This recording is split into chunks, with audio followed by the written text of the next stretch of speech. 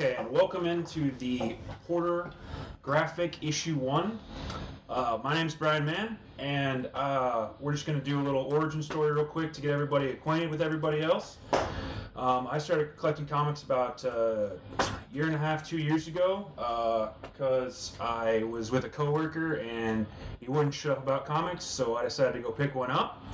And that person is... Brian Mitchell. I've been collecting comics since late 80s, mostly DC Comics, a little bit of X-Men, a lot of indie comics. Eric Mitchell, and I've been collecting comics, since the 80s.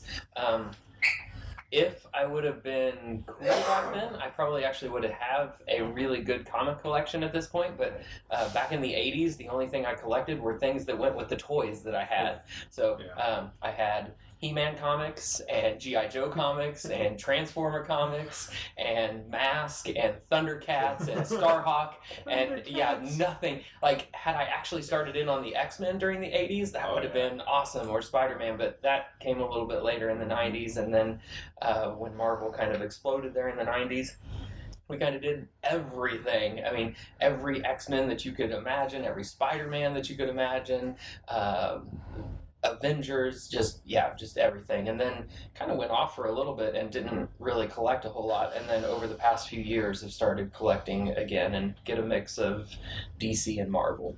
Yeah, that's the sad thing is I went through in the 80s and collected all the things that I enjoyed, not necessarily the things that were going to be worth a lot of money. So I could the entire run of Justice League America from the 80s. It's worth nothing, but I just remember Guy Gardner just being the funniest thing ever. You're still one up on me, though, because I had Thundercats. Fair enough. Well, don't forget your Tick.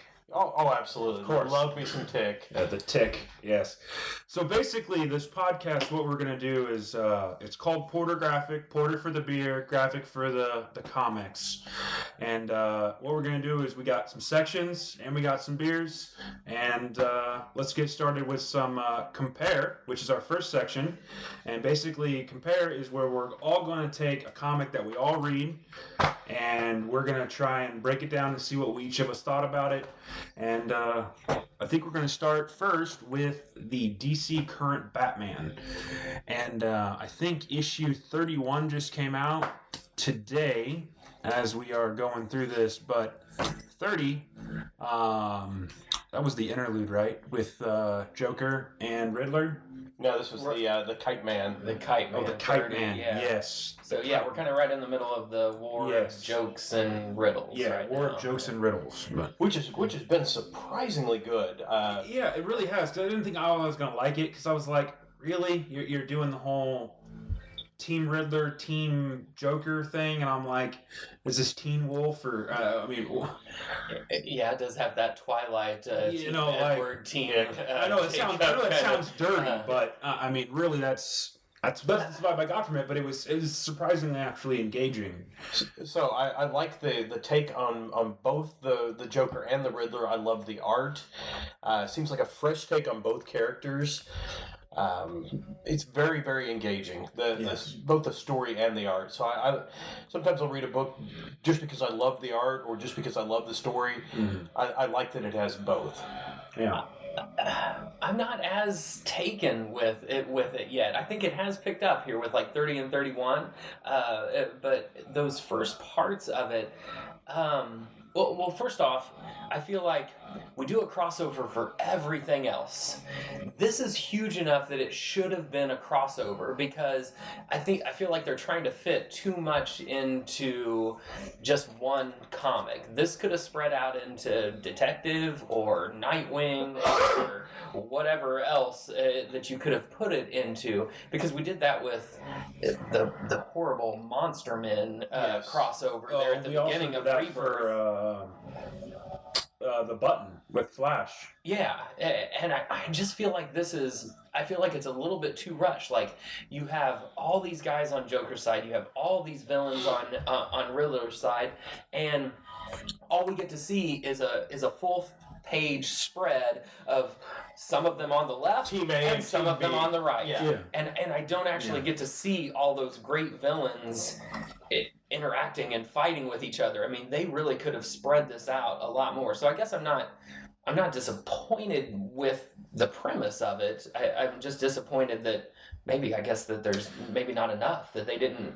So do you think they should make it like a separate, like, short run of like the Joker and the Riddler, and done like a mini series? I'm down with just fleshing it out and making the story bigger. And but then, like, what if they had like a one-off? Because it felt like we skipped ahead and stuff got left behind. I don't necessarily need it to go to Teen Titans because I'm not reading that. Right. I don't need it to go to Nightwing because I'm not reading that. I just flesh the story out within it. I mean, if we look at Hush, the iconic Batman story, was there a villain not included in that?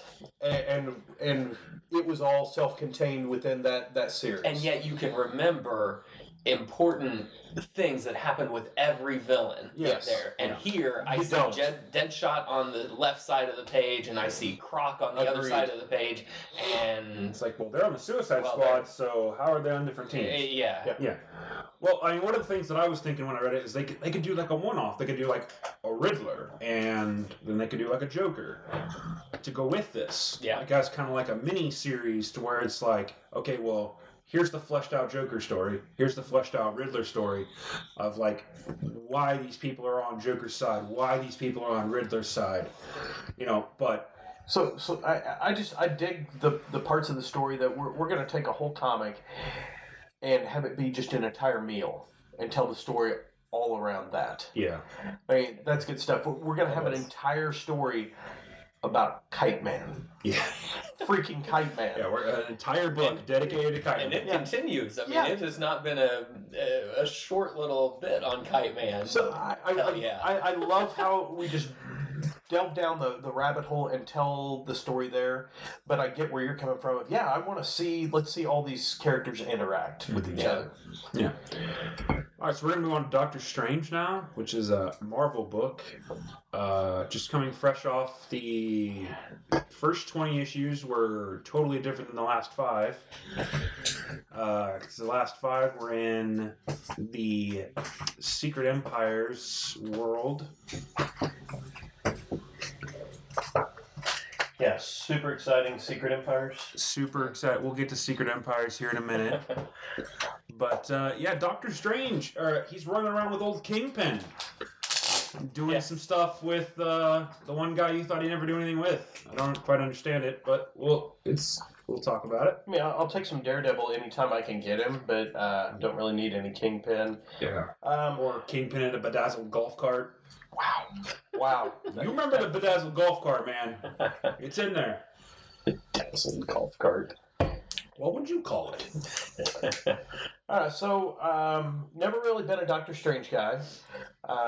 Started reading it well before the movie. I think, Eric, you turned me on to it.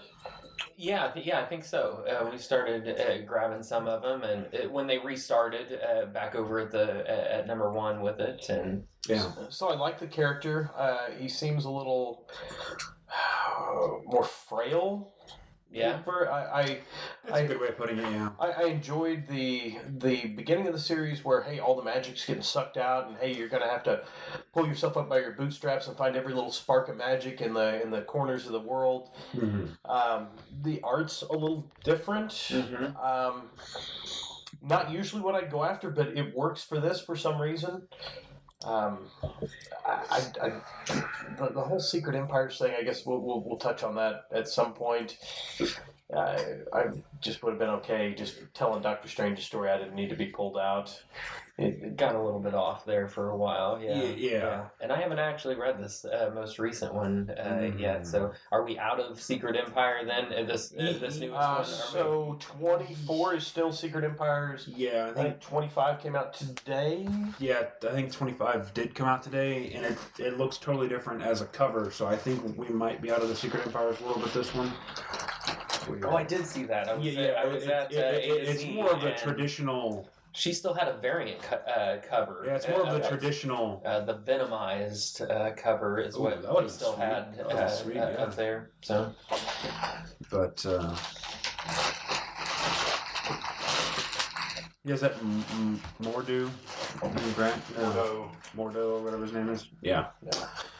So we should probably mention that we are drinking beers during this. Yes. One of our sections will be called Impaired, and we'll kind of give you our thoughts on the beers that we've drank throughout the podcast. So the first one that we are doing right now is Santa Fe Oktoberfest. So in a can. In a can. Yeah. So are we grading it at this point? Are we still? I think we're going to save it to the end, but I think we should mention. If we save it till the end, we may be too impaired to give a. We can just roll with it. Yeah, we'll see. But so we're going to move on to Secret Empires. I'm going to be super impaired. Which is, the last big get together with the Marvel folks after Civil War. Or so they say. Because there's going to be another one. Yeah. There always is. They say there's going to be a hiatus for like a year and a half, I believe. Good. Yes. I want to buy 10 Marvel books in a month. Yeah, I was really excited that it was over and I wasn't going to have to buy any more. And then Omega showed up in my pool this week. So, yeah. So, I mean, to talk about Secret Empires, we almost have to talk about Civil War II. Yes? Yeah, we at least have to start with the end of Civil War II. So, Civil War II, I didn't read Civil War I. Spoiler alert, by the way. Pouring another beer. Boulevard, Berliner Weisse. The Civil War started off pretty awesome, and I was excited about it, and then it petered out. And I really was kind of just done with that. Yeah. And then I picked up Secret Empires. I'm like, holy cow, what an awesome idea. And I mean, Steve Rogers, he's a bad guy, and we're remaking the world in Hydra's image. And man, I felt like it ended just like Civil War did, like just a balloon with all the air let out of it. Well, and I read Captain America, Steve Rogers, before it was the whole Hail Hydra thing, and man, the first part was really good because it was like delightful. Yes. Oh yeah, it's really good. Because it was like. It was good. It was Steve Rogers being Steve Rogers, and it was uplifting. I'm Captain America. I do good, and then all of a sudden, you realize, I've been living this entire lie, and I'm actually like a triple quad I don't even know kind of agent for Hydra, and now I'm suddenly corrupted by the Tesseract, and now I'm evil and Hail Hydra and all that stuff, and then So is it safe to say we like the concept better than the execution? I think so, because I think at the end of Secret Empires, you really don't get any further progression in the timeline of the story than you do at the end of Civil War II. They sold you 10 books, and... Well, I mean, more than 10, because there was how many variant covers, and you have to scoop up every variant cover, because you might miss the one that's going to be worth $1 million. Yeah, because everyone knows who collects comics, it's an addiction. Yeah, yes it is. Yeah, there were quite a few things that I had. I felt like they milked it again, like Civil War II. Marvel milking things? Civil War II was supposed to be 5 or 6 issues to begin with, and then it took off, and they're like, let's make it 8 issues, and instead we can. Out. And then it just drug on. It started off really well too, just like Secret Empire did, and then Secret Empire did the same thing. It just drug on too long. I feel like the execution for Civil War was I won't say it was better necessarily, but because I didn't like the fact that I had to wait. Like, it felt like this one came out too fast. Yeah, okay, I'm with you. But Civil War, there was a point where there was like, okay, we're on Civil War 8, and 9's like a month and a half away, where Secret Empires was. Yeah. Here it is. Here's another one. We're shoving it down your throat. Did you get it yet? Well, and I guess the thing about this, the overall tone was so dystopian and down and almost depressing, and at the end it's just like, okay, hey, we tricked you, Steve, haha. Yeah, we're done. which does not answer the fact that Punisher went over to the dark side. Yeah. He went over to Hydra. He wasn't controlled by the Tesseract or Kobik or whatever we're calling it. So what do we do with that? So Punisher now is. I don't think we're gonna leave it. I mean, I know he's out there anyway. Yeah, but I could he's see not him. a Hail Hydra person. No, but But their values aren't so very far from his. Yeah. He has values? Oh yeah, dude. Is it to enslave and punish? No, it's to punish the people that killed his family. Yeah. Speaking of which, anybody else just super jazzed to see Shane from Walking Dead Oh, John Berthenau? as the Punisher? He's pretty good, dude. Yeah, he was good in the Daredevil. Anyway, sidebar. Yeah, and it's. I feel kind of bad that I'm not following every Netflix because I really haven't done all of Jessica Jones and I didn't do any of Iron I've done Fist. zero Jessica Jones, I haven't zero done Iron Fist. Defenders yet. I've done a few of the Defenders, and the only thing that makes it watchable to me is my man Daredevil is involved. But when Daredevil is released, I'm going to be watching it that Friday. When Punisher is released, I'm going to be watching it that Friday. There's still just some that are definitely better than others. So and it's not that they're bad; they just don't speak to me. Yeah. I think that's why we all like different comics is they just speak to everybody differently. Yeah. Right. I felt like before we leave Secret Empire too, I feel like in the next to the last issue, what was that? I guess did we go 10 issues? Yeah, it was 10 issues. So the next to the last, so 9. Yeah. Built up Sam Wilson, Captain America, really big. Yeah. Like you really thought he was going to end up kind of saving the day, and I would have been all right with that. If you want to promote him up there and keep him as Captain America, would have been okay with that. And then issue 10 comes around and it's just like he's reduced to an action figure. Right. Yeah. That was it. Just action figure. It just kind of stuck out to me there where. Well, again, and that could be just them milking it again. Yeah. Stretching a story that's not real meaty into a paper thin. Well, and I think it's a natural progression. That Sam Wilson eventually becomes Captain America. Yeah. Because the only two logical choices are Bucky and Sam Wilson. Both are good choices, but if you look at the core values of what Captain America is supposed to be, I feel like Sam Wilson embodies Captain America more than Bucky does. The Winter Soldier? Yeah, than the guy who was a Russian death machine. Fair enough. Yeah, so. All right, moving on to our last compare is The Amory Wars by Claudio Sanchez. I don't know who wants to start with this because there's so much to talk about here. Well, there's nothing bad. I'm gonna go with the resident Coheed expert. How can you talk bad? Anything about it? No, it's been very good. The art is great. Such an improvement over anything that they've had so far. The story's always been good, but the giant leap forward has been the art. Yeah. Oh yeah. Well, and although the original. Oh yeah, the original Good Apollo. So yes. I really dug the art in that, but the story was just wow. It was. The art was really cool because it was like this shadowy. Yeah, like Bill Sienkiewicz, Dave McKeon sort of. Mm-hmm. Yeah. But the story was just intelligible. Yeah. You couldn't even follow it hardly.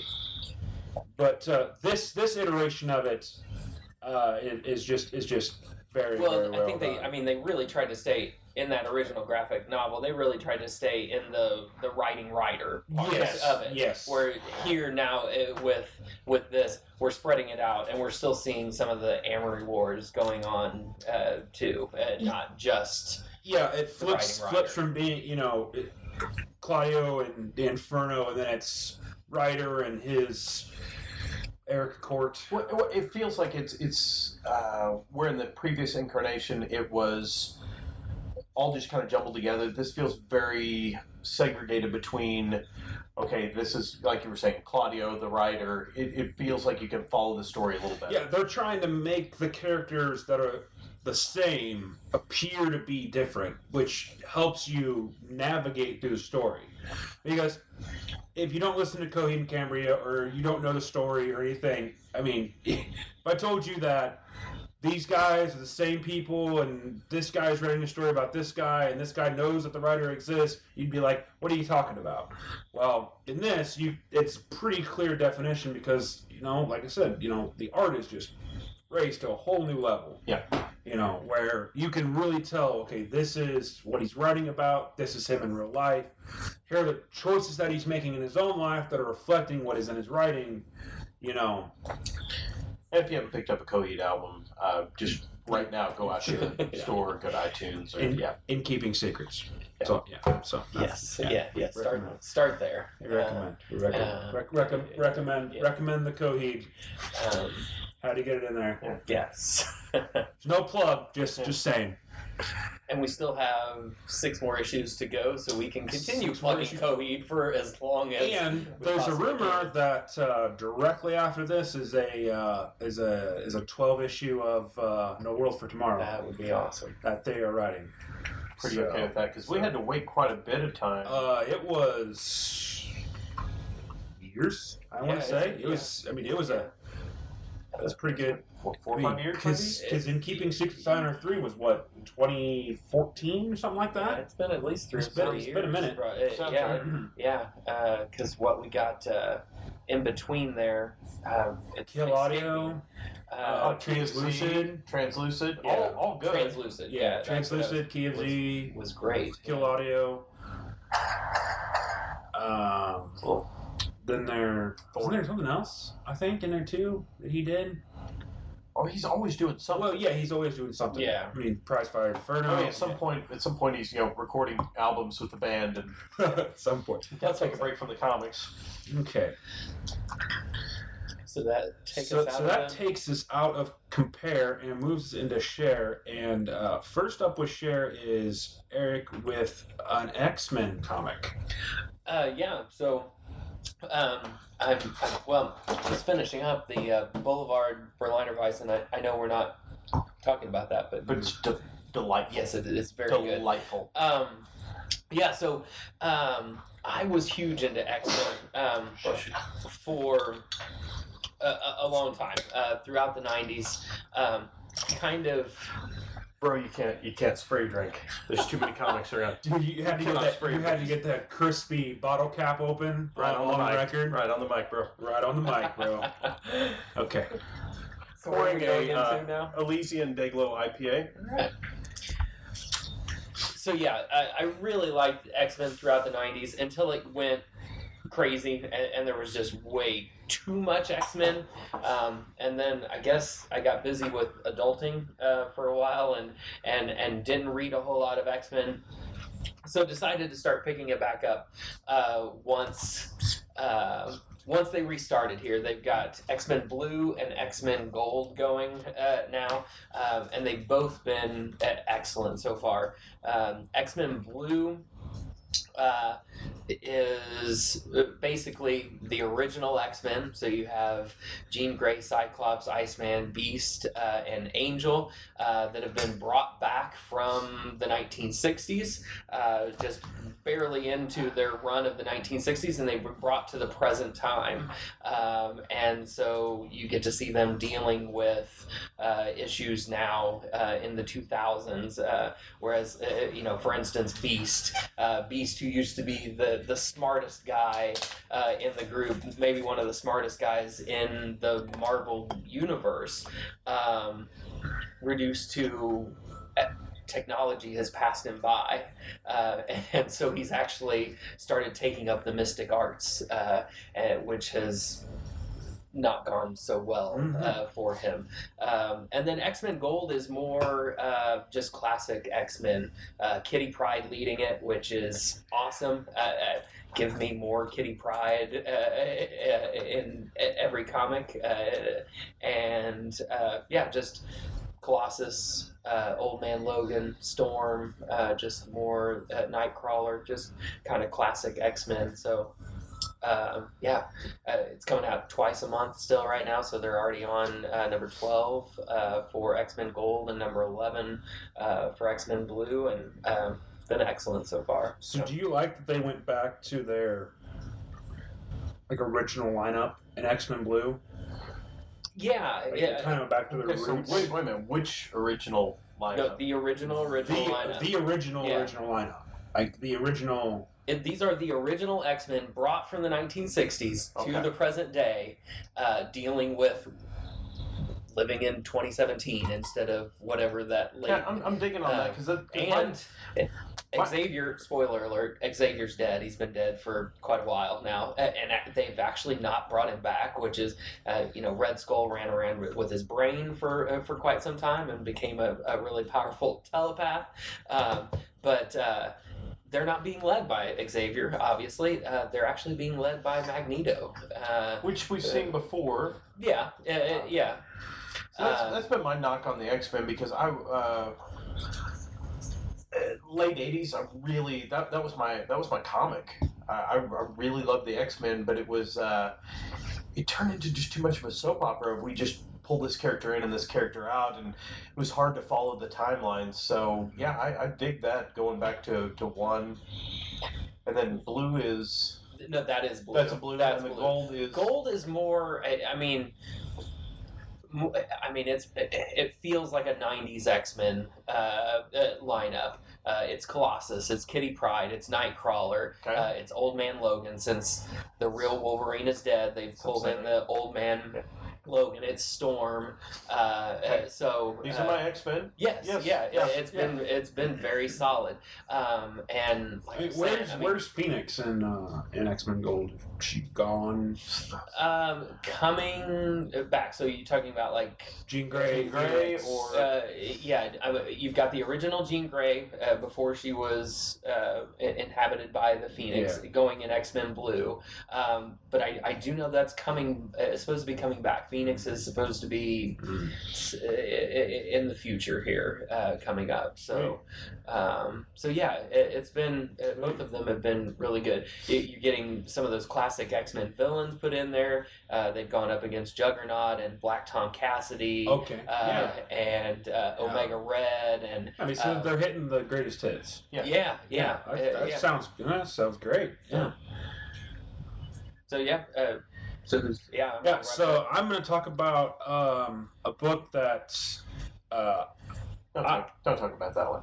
There's another one you need to talk about. What? Don't want to talk about this one? No. Which one do I want to talk about? I want you to talk about that one, because that is your contribution, sir. Okay. All right. That's good too. I mean, we're talking about Rebels just threw me because I was invested in the story, and then we changed a little, and then So I was going to talk about Rebels, which is a historical piece, but instead, what we're going to do is I would like to say this is a little gem that I found. Yeah. I picked this book up because it reminded me, when I flipped through it, it reminded me of a weird off-kilter of like a John Constantine. Is the best I can describe it. To me, it reminds me of Sandman a little bit. Okay. But basically what the story is it's called Sacred Creatures. Let's start with that. It's image book. It's written by Ramonji, which I butchered, but the art is by Klaus Janson. So it's decent art, very good art.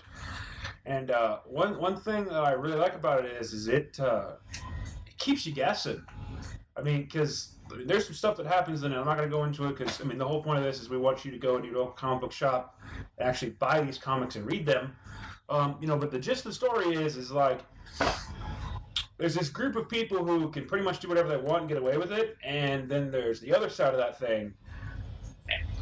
It's just an everyday dude who gets his life manipulated, stolen away from him. Basically, stolen away from him by a series of choices. Supernatural creatures? Because you don't really want to call them vampires because they're not really vampires. It's lust, greed, envy. It's the 7 deadly sins. Yeah. But the thing is like there's a priest that comes along and helps him out, and it feels very like an origin story for John Constantine, and that's what that's what really got me going with it, and it's just keep getting better and better. Pouring the Elysian Dayglow IPA. Yes, the Elysian Dayglow IPA, which for anyone who hasn't seen the bottle, it is a holographic tiger with rainbows shooting out of his eyes. Laser beams out of his eyes. Laser beams out of the eyes. So if you want a beer that's got some great art on the bottle, the Elysium laser beams coming out of the eyes. Yeah, laser beams. Not a shark with freaking laser beams, but. And it's one that we just have to pretend is not actually owned by Budweiser, right? Yeah, 100%. Okay. Yes, it is not owned by. Wondered why they just suddenly started showing up everywhere. Super disappointing. Never heard of Elysian, and then it's everywhere. Talked about Budweiser rep at work, and I'm like, dude, because we talk about different craft beers. I'm like, you gotta try this Elysian. He's like, yeah, no, we own it. Sad face. No, but Sacred Creatures is in its third issue. The first two were just fantastic. I haven't read this one yet, but yeah, it's good. It's real good. It's all good stuff. It's one of my favorites. In fact, yeah, it's so good. I'm getting way more into the indie books and less into the Marvel and DCs. Feels very citrusy, fruity. Mm-hmm. Yeah, it is. We'll talk about it after a while. But so I guess I shared two. Little Rebels, historical drama, basically set in like 1700s. There's two of them. They're both really good. And Sacred Creatures is like a supernatural kind of it's basically like the show Supernatural meets Constantine. So and then I think Brian, you had a couple of things to talk about as well. Okay, so first book I want to talk about is Jimmy's Bastards. Loved Garth Ennis since Preacher days. It's basically a James Bondian type character, super sexist, has basically fathered a whole bunch of bastards around, and they're not real happy about it, and they want to kill him. Oh, Jesus Christ. Yeah. Oh, it's super ridiculous super villains that he dispatches with a wave of his hand. Pretty good art, great story, really engaging. Also, I'll just run through some of the other ones. It's a Marvel book. Well, yeah. It's a Marvel book, Eric, and it's a Star Wars book, but did you pick up Mace Windu? I did not pick up Mace Windu. So, shockingly, it's surprisingly good. It's actually good. It's set like right after you remember that battle in Star Wars, the Clone Wars, where I really tried to block out 1, 2, and 3. These are not the episodes you're looking for. Exactly. Yeah. So he cuts off Jango Fett's head. Right. And they're on Geonosis, and they're that giant. It basically takes place like right after that, and it's surprisingly good. Yeah. It's surprisingly a decent story for a dude who walks around in a white robe and with a purple lightsaber. Unlike Dr. Alfalfa, which is... Wow. The comic he's referring to is Dr. Aphra, and it's actually really good. Okay. And he's just jealous that he didn't find it first. Just jealous that it wasn't made before Raiders of the Lost Ark. Anyway, because that's the whole first book. Lady Mechaka. Very steampunky. Kind of a murder mystery. Really enjoying that one. Just picked up the new Kingsman. Oh, yes. It's really good. I think that movie's coming out soon too, isn't it? Yeah, I don't think it's this though. This is the Red Diamond. It's like a 6-issue series, limited series, well written. The Hard Place, I may give that one more. It's an Image book. It's a getaway driver, gets out of jail and suddenly gets like Baby Driver, drawn back into the lifestyle.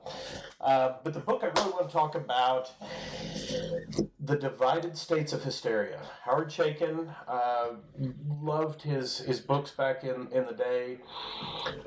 It's surprising to me because it really is not my politics, but it's it's a well crafted story. So you've got a FBI agent that messes up and lets New York get blown up Pretty for all much, intents yeah. and purposes, and we put together a dirty dozen of transvestites, gay dudes, homophobes, and just a bad crew of dudes, basically almost like a Suicide Squad sort of feel to it. Yes.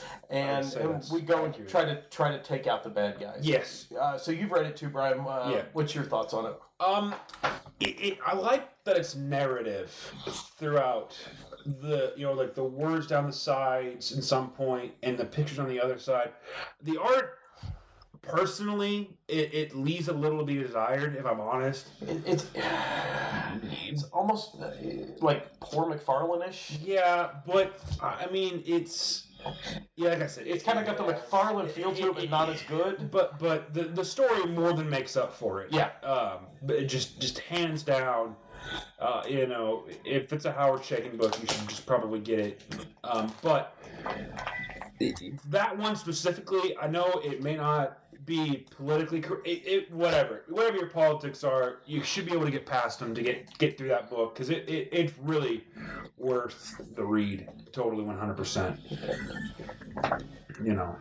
So, did you have another one to talk about? I think that's about it for my indies. Okay. So, Dude, you got a whole pile of books over there. Let's go through this. Let's see what we got over here. Oh, the mic fell down. Oh, crap. We got Rebels, American Gods, Dark Knight's Metal. Oh, we didn't talk about Dark Knight's Metal. Okay, well, that should have been our combined. Yeah. We can go back to. So first off, the very cover. Yeah, that's. Is that not dope with the Court of Owls? That is awesome. Yes, that's awesome. And I'm all for more Court of Owls. Bringing in the Court of Owls. Yes, Court of. By the way, maybe it will start to make a little bit more sense. Yeah. Once they're in, I don't know. So spoiler alert: has everybody read the most recent? I have not. I have not read 2. I've not read 2 yet. I've not read 2. No. Because we ended with the Sandman being like, "Hey, dude, here we're gonna." Yeah. Okay, so I'll talk about it next episode, but next issue. Super next issue. Yes. Yeah. I was a little confused by his behavior and what happened. Well, I think what the real thing is they're putting together a team that has done this before. Scott Snyder and Greg Capullo have been together before. They did Batman. They did the Court of Owls. It was a great book. Yes. Court of Owls is the best thing from the New 52. Oh, absolutely. I mean, that just took me 100% by surprise. But I think one of the problems with this is it's just. I mean, I don't know if we're in the same ballpark. I mean, I want to say it's like out of left field, but it's not making a bunch of sense. It's not making much sense. Yeah. But there's these, I don't know if DC's trying to do a Marvel thing where they have a big arcing story and they have all these little mini projects. Thank you, sir. Yep. But there's Sierra Nevada Tropical Torpedo Tropical IPA. Yes. Mm-hmm.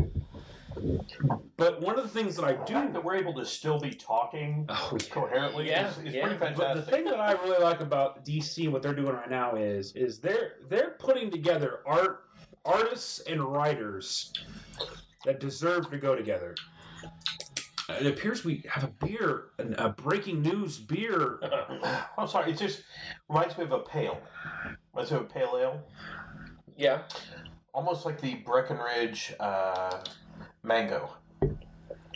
Okay. Yep. Citrusy, yes. Very good. Yep. Yeah. But, I mean, like I said, they put together Scott Snyder and Greg Capullo. They've been at it before. I think they're going to turn it around. I can't see that they're going to jump the shark that big. So, Scott Snyder's very hit and miss for me. He made Court of Owls, so so that's a hit. His whole run with Batman New 52 was. Isn't he doing? Just talking movies. Well, that's a different one. That's a different Snyder. That's Zack Snyder. Embarrassing. That's a different Snyder. Anyway, isn't he also doing All-Star Batman? All-Star. So, Yes, so that may be the miss part that yeah, because it started out super strong and yeah, and there was a little bit of miss. I mean, I feel like that new 52 run was really good. Oh, yeah. When you got up into the 40s and stuff, where you had Jim Gordon in the bat suit for a while, a little bit of a miss there. I lost interest about there, but the whole the Riddler story. Yeah, What was it? Death in the Family? Death in the Family was Yeah, wasn't that part of it too? Like right after Court of Owls was Death in the Family. Yeah. Mm-hmm. So I mean, the first two arcs of Scott Snyder. At some point, we're gonna have to do what's the best Joker? I'd be up for that. There's definitely some good ones to decide from there. Yes. So metal. We're still we're still heading. I mean, we're all on board with it still right now, or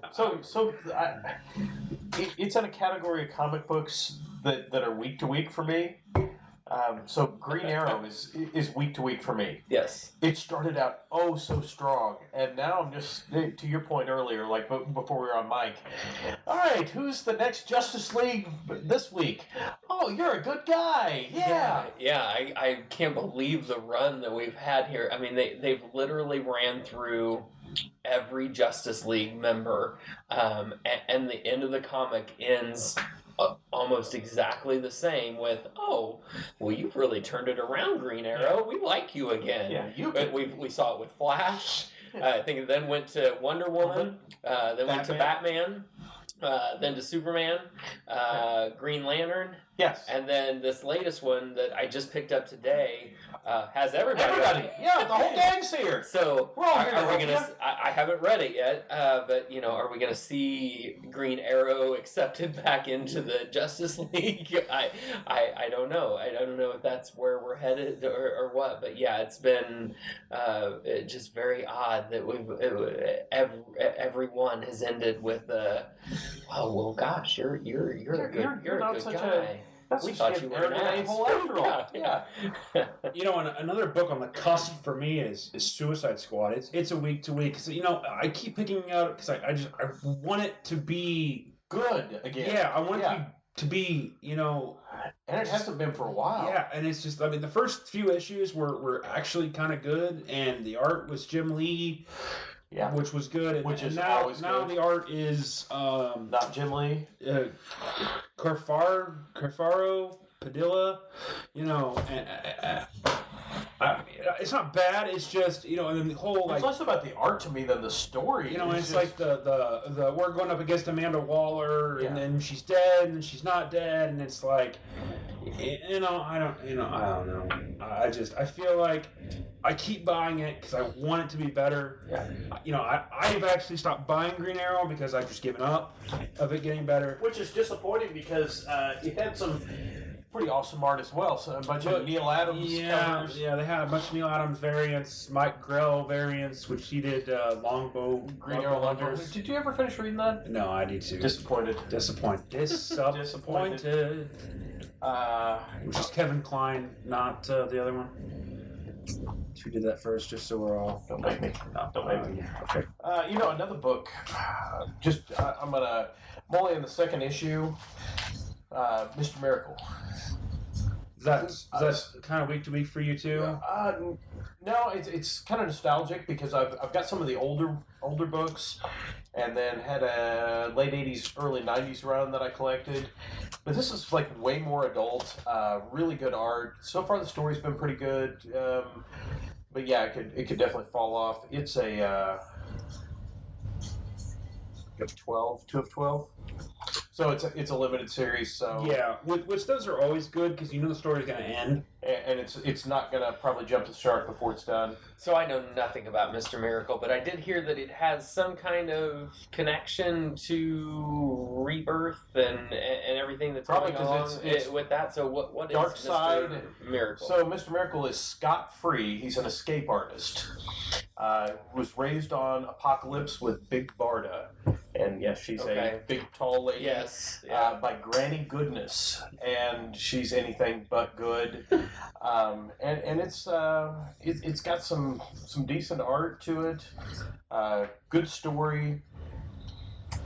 Yeah, I think it's gonna be pretty good.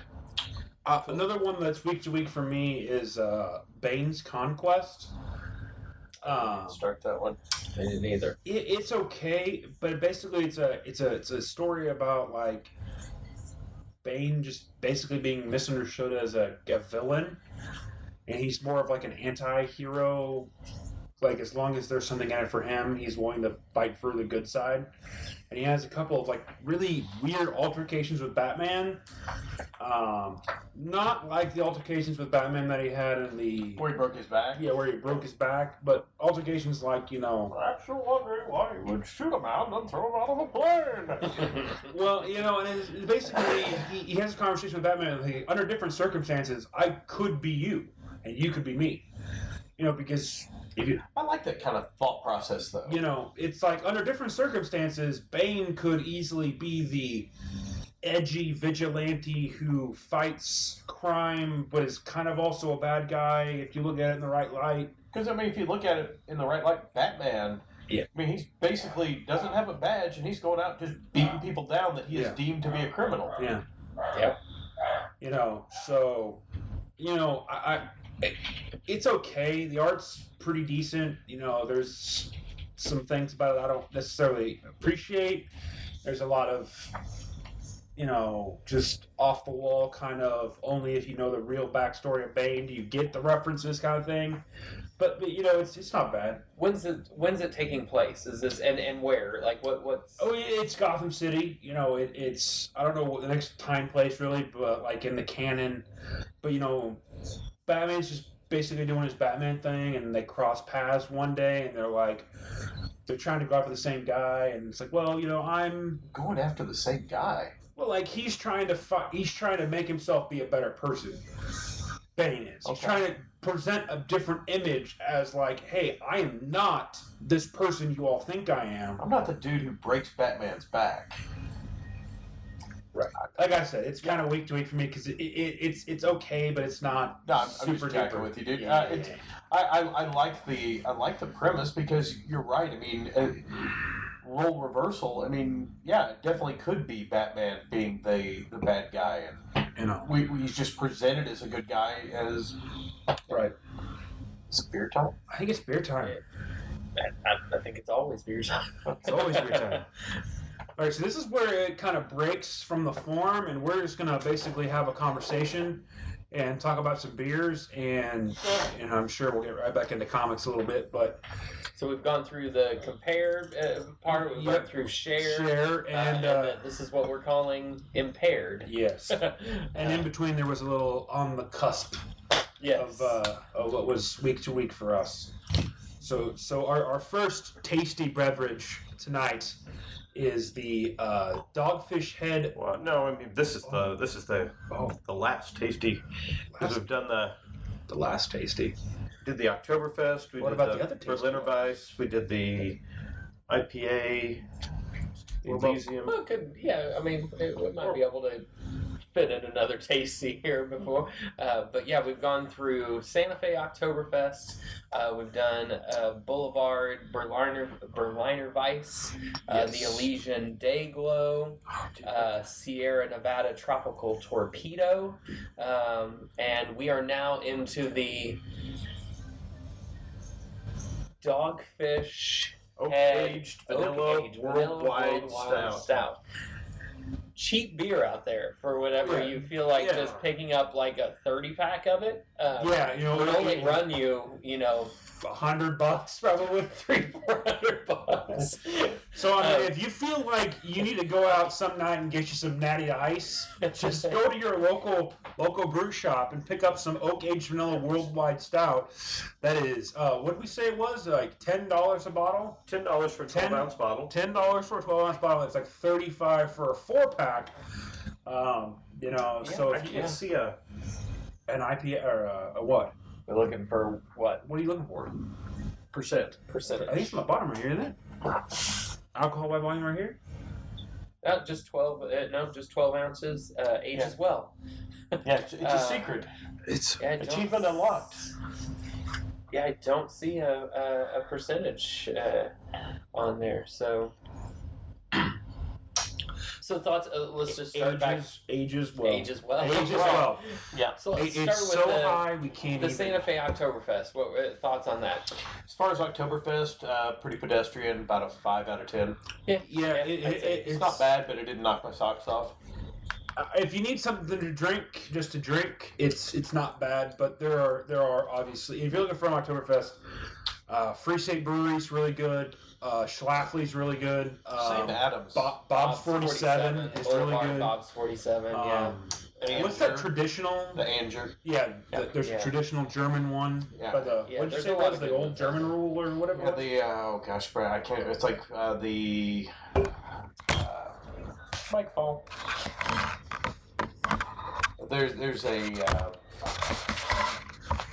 Yeah, it starts with an R. Ryzen, something. It's a brewing law from the 1500s, where it controls the ingredients in your beer. Right. Mm-hmm. And it's brewed according to that. But it's it's pretty good. Not a bad Oktoberfest, but certainly not my favorite. But Boulevard Berliner Weisse was our second one. Delightful. Fantastic. Yeah. Would you say it's like a sour Kolsch kind of brew? Because it's light. It's very light and refreshing. No, I think it's not so much a Kolsch, but just a sour. It's just right along there with the other Berliner, like what we do with from Crane. Yeah. Crane being an awesome microbrewery in Raytown, Missouri. Yes. Yeah. Free plug. Again, no paid plugs here. just and it might just be that I'm really stuck on the Berliner Weisses right now. They're fantastic, and I'm love everything from Crane and I'm glad that Boulevard has released one as well. I think it's really. Go ahead. I was gonna say I think it's really funny how beer changes. How your palate changes. Yeah, yes, because when I first started drinking beer heavily. I was a pretty stout guy, and now I've moved into the IPAs, the lighters, and it's crazy how. I can take Corey, Eric, and I. Was it you that brought the 6-pack over at Corey's super old house? It was a Schlafly dry hopped APA. Yeah, and we all. It said in his and. I won't talk out of school, but for a 6-pack to stay in that fridge for an extended amount of time, it had to have been something no one wanted.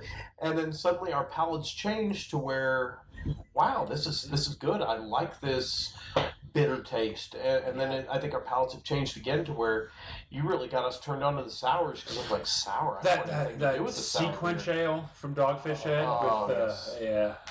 with some Sour Patch Kids. I think there needs to be a whole issue of this dedicated to just drinking Sour Patch Kids infused sequence ale. I'm good. I'd be good with that. We can definitely issue 2. Let's just go ahead and get that set up. So then we went on to a couple of IPAs that I really actually feel were fairly similar, both kind of tropical kind of tasting. The Elysian Dayglow, and then into the Sierra Nevada and I'm thinking it's Torpedo. And I'm not a super expert, but I want to say it's Mosaic hops. Yeah, it is. Sunshiny Mosaic was sparkling with Eldorado and Continental. Contains wheat. And I bet the Sierra Nevada is the same. Has the same. It says an intense rush of hop flavors, the lush aromas of mango, papaya, and passion fruit with every sip. Enjoy our tropical twist of an American IPA. And honestly, if push comes to shove, I think the Elysian Dayglow is clearly the better one here. Yeah. The Space Dust is delightful. Space Dust IPA. But I found this it's an Imperial IPA. Yeah. The Space Dust is, so, I mean, it'll put a hurting on you. It will put a hurting on you. I think this one's 7%. Is it really? No. The space does though, isn't it like 10? No, I think it's 7. No. It is sad that Anyway. owned by 7.4. Yes, it is sad that it's owned by the But of Weiser. yes. All right, so Which really go ahead. ticks me off. Yes, because that's a good Buy beer. up It's a anything good good. beer. Right. Like but Goose Island. I don't know if you've seen their latest commercial from Bud Light, but set in a very Game of Thrones-esque setting, medieval setting, where people are bringing beers up to the king, and the first person brings a 6-pack of Bud Light up, and that person is acknowledged and praised. Next person brings up a 12 or a 24-pack of Bud Light, and that Because person more of shit is better. Yes, more of the goat piss. The next guy brings up a bottle of mead, and he says, "This is something that I've really been into here lately," and that guy is sent off to the dungeons. Yeah. Then why are you buying up every craft brewery that you can possibly buy up? Don't put those commercials out. Yeah. Tell me that you don't like craft breweries. You're Because you buying them as clearly fast do. as you can. You can't stop buying. Well, and this is actually really interesting. One of the things I noticed is there's over in like Asia and places like that, they're just going crazy with craft brew. Mm-hmm. I mean, it is literally Because it has a flavor. Yeah. Yeah. Well, I think everyone who drinks beer knows that there is the main ingredients that go into beer. But you can. Oh no! You need to say that out loud. Don't just mouth that. If it was that good. Okay, so yeah, I just took my first sip of the Oakage Vanilla Worldwide Stout from Dogfish Head, and holy crap! Right, we're gonna have to pause and everyone imbibe. Pause 10 seconds for drinking identification.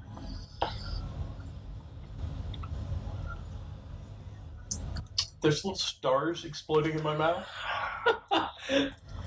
That might be the first beer that I've ever tasted, and I've had some pretty expensive beer before. That's actually worth the money. Yes. That's worth $10. That's worth a 12-ounce beer. Yes, I think it was like $34 at the Hy-Vee up I've seen the it street. 35, 37. Yeah, it was 30. It was 37 at Constantino's. 4-pack of that Yes. at $35 or whatever it is. Feel like I spent money well spent. Absolutely. Yes, that's Wow. delicious. Good God, Dogfish Head. Sam, if you're listening, well played, sir. Yes. Well played. Yes. Wow. Yeah. Okay, there's just no doubt. That's it. Just and I was scared because I've been drinking a lot of IPAs because I got the Sam Adams Rebel IPA is really good. Dogfish Head 60-minute, 90-minute. Yeah. I was scared about going back to a stout because my palate has evolved. even this year's Bourbon County, I was like, Bourbon that's County. good. That's really good. But it doesn't. Was it as good as I? Beer too. Yeah. And like I said, that's an expensive beer too. It wasn't cheap. I think the problem with this year's Bourbon County Stout, because you had it as well. It was almost too alcoholic, too bourbony. Yeah. Too much of an alcohol note. But this is to buy. God, dude, does he make a bad beer? No, I don't think so. I think it's what you were saying. I mean, your palate has to be ready for some of his beers. Yeah, because I don't think you get, what is it, sea salt, regular lime, and black lime together in a sequence ale? Yeah. I mean, that sounds off the wall. And it is. It's off the wall. And that's his favorite beer, according to him, right? And to me, I think he says that in Beer Wars, that it's his favorite.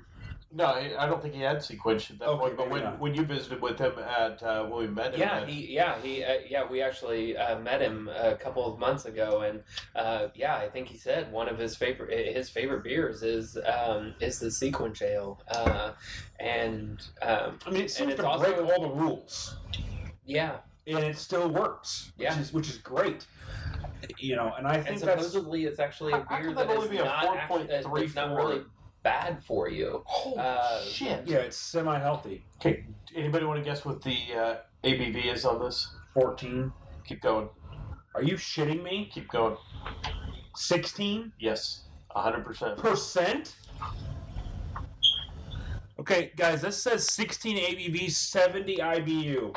Holy cannoli. Wow. On a roly-poly. Zero alcohol note to that, to me. Oh, yeah. And granted, I've tore through the rest of these beers, but it doesn't taste like a big beer. It doesn't taste like it has a high alcohol content for 16. Are you kidding me? You know, I think one of the surprising things is... I mean, we've gone from some sours to an IPA. If this was going to attack us, it definitely would. And you know, this Oktoberfest is as smooth as 6%. Yeah.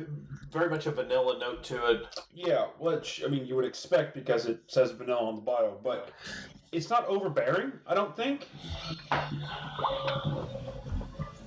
But it sure is delightful. And, you know, these are plastic glasses, so we're not really getting a good lace, but... Yeah, sorry about that. It's fine. Last minute, had to throw it. It's all good. Throwing together. I guess the power's off.